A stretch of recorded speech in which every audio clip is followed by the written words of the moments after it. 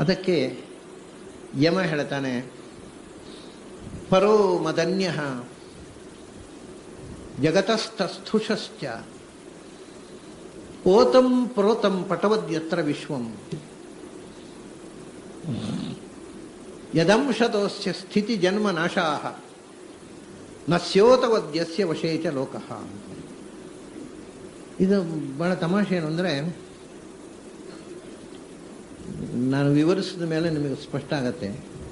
ಅವನು ಮೊದಲು ಓಂಕಾರದ ಅರ್ಥವನ್ನು ಹೇಳ್ತಾ ಹೋಗ್ತಾನೆ. ಬರೀ ಓಂಕಾರದ ವ್ಯಾಖ್ಯಾನ, ಇಡೀ ಶ್ಲೋಕ ಓಂಕಾರದ ವ್ಯಾಖ್ಯಾನ. ಅದು ಓಂಕಾರ ವಾಚ್ಯವಾದ ತತ್ವ. ಏನದು? ಪರೋ ಮದನ್ಯ ಜಗತಃ ತಸ್ಥುಷಶ್ಚ. ಜಗತಃ ತಸ್ಥುಷಃ ಅಂದರೆ ಸ್ಥಿರವಾದ ಚರವಾದ ಚರಾಚರಾತ್ಮಕವಾದ ವಿಶ್ವಕ್ಕೆ ಒಂದು ಶಕ್ತಿ ಪರಹ. ಪರಹ ಅಂದರೆ ಪಾಲನೆ, ಇಡೀ ಜಗತ್ತನ್ನು ಪಾಲನೆ ಮಾಡುವ ಶಕ್ತಿ.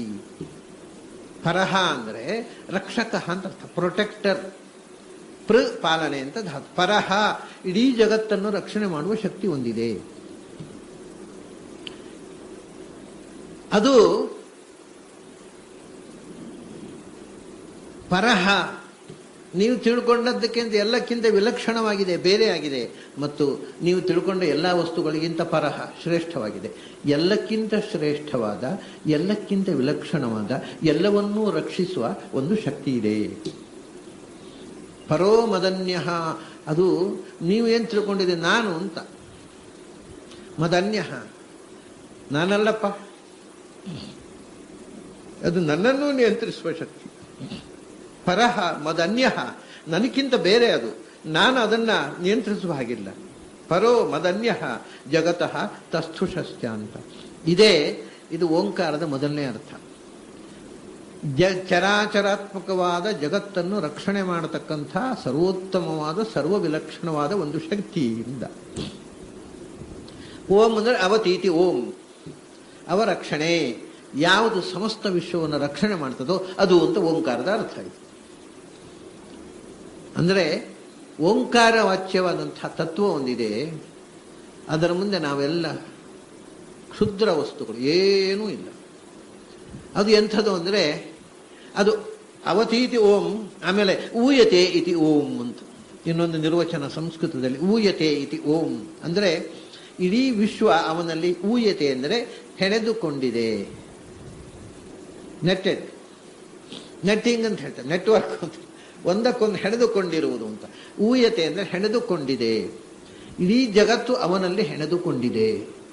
ಜಗತ್ತು ಭಗವಂತನಲ್ಲಿ ಹೆಣೆದುಕೊಂಡಿರುವುದು ಅಂದರೆ ಹೇಗೆ? ಪಕ್ಕ ಅದನ್ನು ವಿಷಯ ಕೇಳಿದಾಗ ಜಗತ್ತು ಭಗವಂತನಲ್ಲಿ ಹೆಣೆದುಕೊಂಡಿದೆ, ಅರ್ಥ ಆಯಿತು ಅಂತ. ಹೆಣೆದುಕೊಳ್ಳುವುದು ಅಂದರೆ ಏನು? ಹೇಗೆ ಭಗವಂತನಲ್ಲಿ ಜಗತ್ತು ಹೆಣೆದುಕೊಳ್ಳುವುದು? ಈಗ ನೋಡಿ, ಬಟ್ಟೆಯಲ್ಲಿ ನೂಲು ಹೆಣೆದುಕೊಂಡಿದೆ, ಒಂದು ನೇರ ಒಂದು ಅಡ್ಡ, ಎರಡು ಬಟ್ಟೆ ಒಂದಕ್ಕೊಂದು ಜತೆಯಾಗಿ ಹೆಣೆದುಕೊಂಡ್ರೆ ಇಟ್ ಬಿಕಮ್ಸ್ ಕ್ಲಾತ್. ಹಾಗೆ ಭಗವಂತ ಅಂದರೆ ಈ ಜಗತ್ತೆಲ್ಲ ಹೆಣೆದುಕೊಂಡಿದೆಯಾ ಭಗವಂತನಲ್ಲಿ? ಏನು ಹೆಣೆದುಕೊಳ್ಳುವುದು ಅಂದರೆ ಅದನ್ನು ನಾವೇನೋ ಹೇಳ್ತೇವೆ, ಓತಂ, ಜಗತ್ತು ಭಗವಂತನ ಓತವಾಗಿದೆ, ಹೆಣೆದುಕೊಂಡಿದೆ, ಅದನ್ನು ಓಂ. ನಮಗೆ ಅರ್ಥ ಆಗೋದಿಲ್ಲ ಅದು ಹೆಣೆದುಕೊಂಡದ್ದು ಅಂದರೆ ಏನು ಅಂತ ಪಕ್ಕ ಗೊತ್ತಾಗೋಲ್ಲ. ಶಬ್ದ ಕೇಳ್ತದೆ, ಅರ್ಥ ಆದ ಹಾಗೆ ಆಗತ್ತೆ. ಹಾಗೆ ಏನೊಂದು ಎಕ್ಸ್ಪ್ಲೈನ್ ಮಾಡಿದ್ರೆ ಎಕ್ಸ್ಪ್ಲೈನ್ ಮಾಡ್ಲಿಕ್ಕೆ ಬರೋಲ್ಲ. ಯಮ ಹೇಳ್ತಾನೆ ನೋಡಿ, ಆ ಓಂಕಾರ ವಾಚ್ಯ ಊಯತೆ ಇತಿ ಓಂ, ಉಯಿ ತಂತು ಸಂತಾನೆ ಅಂತ ಧಾತು. ಭಗವಂತನಲ್ಲಿ ಇಡೀ ವಿಶ್ವ ಹೆಣೆದುಕೊಂಡಿದೆ ಅಂದರೆ ಓತಂ ಪ್ರೋತಂ ಪಟವದ್ಯತ್ರ ವಿಶ್ವಂ. ಅವನು ಹೇಳ್ತಾನೆ, ಇದೊಂದು ಹೊಸ ಚಿತ್ರ ಕೊಟ್ಟುಬಿಡ್ತಾನೆ. ಓಂಕಾರದ ಅರ್ಥಕ್ಕೆ ಒಂದು ಹೊಸ ಆಯಾಮ ತಂದು ಕೊಡ್ತಾನೆ. ಈ ಪ್ರಪಂಚದ ಒಂದೊಂದು ಇವೆ, ಎಲ್ಲೆಲ್ಲೋ ಇವೆ. ಸೂರ್ಯ ಇದ್ದಾನೆ, ಚಂದ್ರ ಇದ್ದಾನೆ, ನಕ್ಷತ್ರಗಳು, ಗ್ರಹಗಳು, ಗೋಲಗಳು, ಭೂಮಿ, ಆಕಾಶ ಕಾಯಗಳು ಎಲ್ಲವೂ ಕೂಡ ಯಾವುದೋ ಒಂದು ಶಕ್ತಿ ಧಾರಣೆ ಮಾಡಿ ನಿಂತಿದೆ ಅಲ್ಲ. ಅದನ್ನು ನೀವು ಗ್ರಾವಿಟೇಷನ್ ಹೇಳಿ, ಧಾರಣ ಶಕ್ತಿ ಅಂತ ಹೇಳಿ, ಏನೋ ಒಂದನ್ನೊಂದು ಸೆಳ್ಕೊಂಡು ಹಿಡ್ಕೊಂಡು ನಿಂತಿದೆ. ಇಲ್ಲದ್ರೆ ಕುಸಿದು ಬೀಳ್ತಿತ್ತು ಎಲ್ಲ ಆಕಾಶ ಕಾಯಗಳು, ಸೂರ್ಯ, ಚಂದ್ರ, ಭೂಮಿ, ಅವೆಲ್ಲ ಒಂದನ್ನೊಂದು ಎಳ್ಕೊಂಡು ಹಿಡ್ಕೊಂಡು ನಿಂತಿದ್ದಾವೆ. ಅಂದರೆ ಯಾವುದೋ ಒಂದು ಸೂತ್ರದಿಂದ ಅದನ್ನು ಹೆಣೆದು ಹಿಡಿದ ಹಾಗೆ. ಅವನು ಹೇಳೋದು, ಈ ಆಕಾಶ ಕಾಯಗಳಿವೆ ಅಲ್ಲ, ಅವೆಲ್ಲ ತುಂಡು ಬಟ್ಟೆಗಳು. ಅದನ್ನು ನಾವು ಶರ್ಟ್ ಪೀಸು ತಗೋತೀವಿ, ಶರ್ಟಿಂಗ್ ತಗೊಂಡು ದರ್ಜಿ ಹತ್ರ ಕೊಡ್ತೇವೆ. ಅವನು ಪೂರ ಕಟ್ ಮಾಡ್ತಾನೆ ಅದನ್ನು.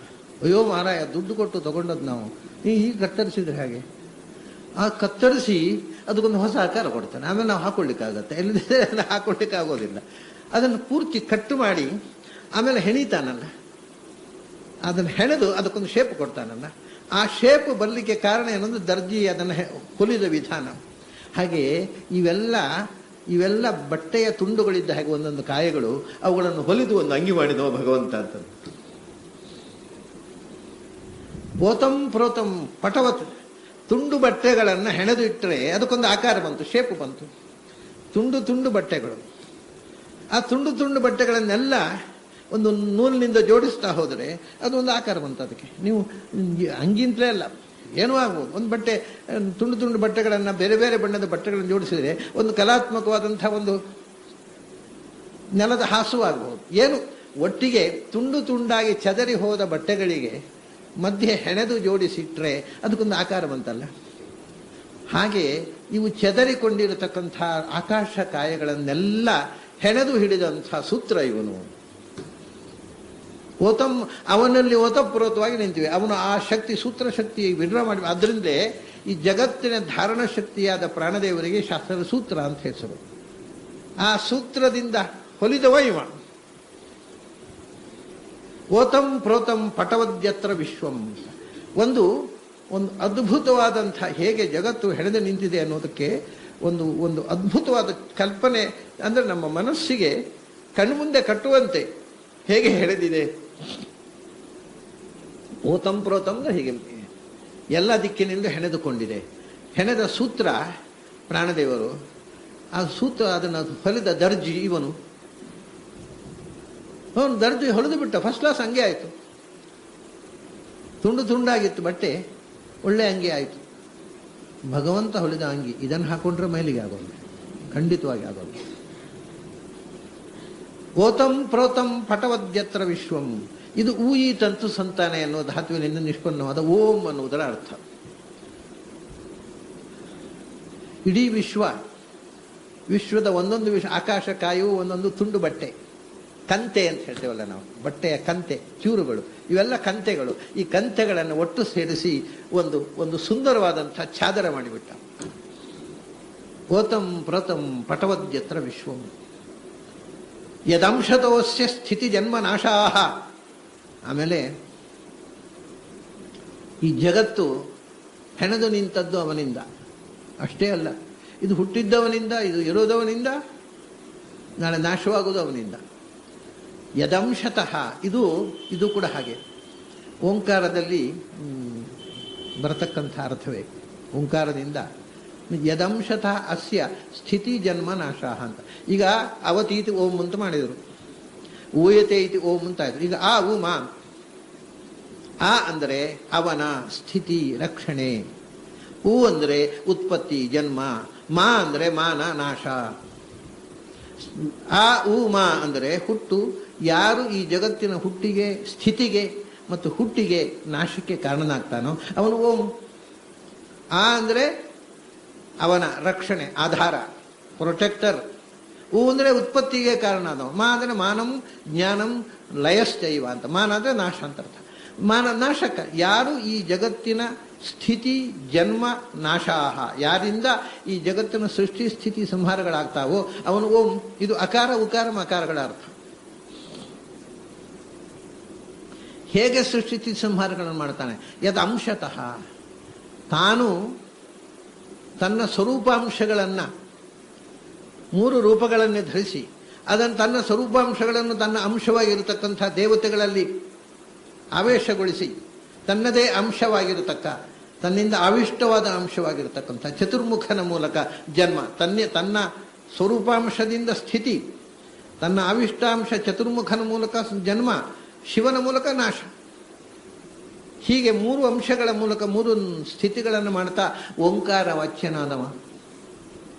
ಯದಂಶತೋಸ್ಯ ಸ್ಥಿತಿ ಜನ್ಮ ನಾಶಾಹ. ಇದು ಯಾಕೆ ಈ ಬಹಳ ಮುಖ್ಯವಾಗುತ್ತೆ ಅಂತ ನಾವು ಹೇಳೋದು, ಮೃತ್ಯುರ್ಯಸ್ಯೋಪಸೇಚನಂ ಕೈತ್ಥ ವೇದ ಯತ್ರ ಸಹ. ಯಮನೇ ನಚಿಕೇತನಿಗೆ ಹೇಳಿದ ಮಾತದು. ನಾನು ಈ ಜಗತ್ತನ್ನು ಸಂಹಾರ ಮಾಡುವ ಅಂತ ತಿಳ್ಕೋಬೇಡ. ಯಮ ಅಲ್ವಾ, ಎಲ್ಲರನ್ನು ಸಾಯಿಸುವ ಅಂತ. ಜಗತ್ತಿನ ಸಂಹಾರ ಶಕ್ತಿ ನಾನು ಅಂತ ತಿಳ್ಕೋಬೇಡ. ಯಾಕೆಂದರೆ ನಾನು ಇಡೀ ಜಗತ್ತನ್ನು ಸಂಹಾರ ಮಾಡತಕ್ಕಂಥ ಭಗವಂತನ ಊಟದ ಒಂದು ಉಪ್ಪಿನಕಾಯಿ. ಉಪಸೇಚನ, ಉಪಸೇಚನ ಅಂದರೆ ನಂಚಿಕೊಳ್ಳೋದು ಅಂತ ಹೇಳ್ತೇವಲ್ಲ ಊಟದಲ್ಲಿ. ಇಡೀ ವಿಶ್ವವನ್ನೇ ತಿನ್ನುವ ಭಗವಂತನ ಆಹಾರದಲ್ಲಿ ನಾನು ಒಂದು ಉಪ್ಪಿನಕಾಯಿ. ಅದನ್ನು ನಾನು ಜನ್ಮಸ್ಥಿತಿ ನಾಶಗಳಲ್ಲಿ ಆ ನಾಶಕ್ಕೆ ಒಳಗಾಗುವ ಒಬ್ಬ ನಾನು. ಅದನ್ನು ಮದನ್ಯ, ಅದು ನನಗಿಂತ ವಿಲಕ್ಷಣವಾದಂಥ ಅನಂತ ಶಕ್ತಿ ಅದು. ಯದಂಶತೋಸ್ಯ ಸ್ಥಿತಿ ಜನ್ಮ ನಾಶಾಹ ನಸ್ಯೋತವತ್ ಯಸ್ಯ ವಶೇಚ ಲೋಕಃ. ಇಡೀ ಪ್ರಪಂಚ ನನ್ನ ವಶ ಇರೋದಲ್ಲ, ಅವನ ವಶ ಇದೆ. ಅದು ಮತ್ತೆ ಊಯತೆ ಇತಿ ಓತಂ ಅಂತ. ಹೇಗೆಂದರೆ ಆಗ ಲೋಕಗಳ ಬಗ್ಗೆ ಹೇಳಿದರು. ಈಗ ಇನ್ನೊಂದು ರೀತಿಯಿಂದ ಅದನ್ನು ಓಂಕಾರದ ಅರ್ಥವನ್ನು ಹೇಳ್ತಾರೆ. ಊಯತೆ ಇತಿ ಓತಂ. ನಾವು ಮನೆಯಲ್ಲಿ ಗೂಳಿಗಳನ್ನು ಸಾಕ್ತಾರೆ ಬೇಸಾಯಗಾರರು. ಅವು ಗೂಳಿಗಳನ್ನು ಅಥವಾ ಎತ್ತು ಗಾಡಿ ಕಟ್ಟುವವರು, ಅವು ಗೂಳಿಗಳು ಹೇಳಿದ ಹಾಗೆ ಕೇಳೋಲ್ಲ. ಅದಕ್ಕೇನು ಮಾಡ್ತಾರೆ, ಮೊದಲು ಮೂಗುದಾರ ಹಾಕ್ತಾರೆ. ಮೂಗುದಾರ ಹಾಕಿದರೆ ಆ ಮೂಗುದಾರ ಹಾಕಿಬಿಟ್ರೆ ಮತ್ತೆ ಅವನು ಹೇಳಿದ ಹಾಗೆ. ಯಾಕೆಂದರೆ ಅವನು ಅದರ ಮೂಗುದಾರ ಹಾಕಿದ ದಾರದ ತುದಿ ಅವನ ಕೈಯಲ್ಲಿರುತ್ತೆ. ಅದನ್ನು ಎಳೆದು ಬಿಟ್ಟರೆ ಪಾಪ ಮೂಗಿನ ಒಳಗಿಂದ ಅವ್ರಿಗೆ ಚಿತ್ರಹಿಂಸೆ ಆಗುತ್ತೆ. ಹೇಳಿದ ಹಾಗೆ ಹೇಳ್ತಾರೆ. ನಮಗೆ ಮೂಗುದಾರ ಹಾಕಿದವ ಅವನು ನಸಿ ಓತವತ್ತು ಅಂತ. ಮೂಗುದಾರ ಹಾಕಿದ ಪ್ರಾಣಿಯಂತೆ ನಾವು ಅಂತ. ಈ ಮೂಗುದಾರ ಅವನ ಕೈಯಲ್ಲಿರೋದು, ನಾವು ಮೂಗುದಾರ ಹಾಕಿಸಿಕೊಂಡ ಪ್ರಾಣಿಗಳು. ನಸಿ ಅಂದರೆ ಮೂಗಿನಲ್ಲಿ, ಓತ ಅಂದರೆ ದಾರ, ಬಿಗಿದ ದಾರ. ಹಾಗೆ ನಮ್ಮ ಮೂಗಿಗೆ ದಾರ ಹಾಕಿ ಆ ದಾರದ ತುದಿಗೆ ಹಿಡ್ಕೊಂಡವ ಅವನು ಎಳೆದ ಹಾಗೆ ನಾವು ಚಲಿಸಬೇಕು.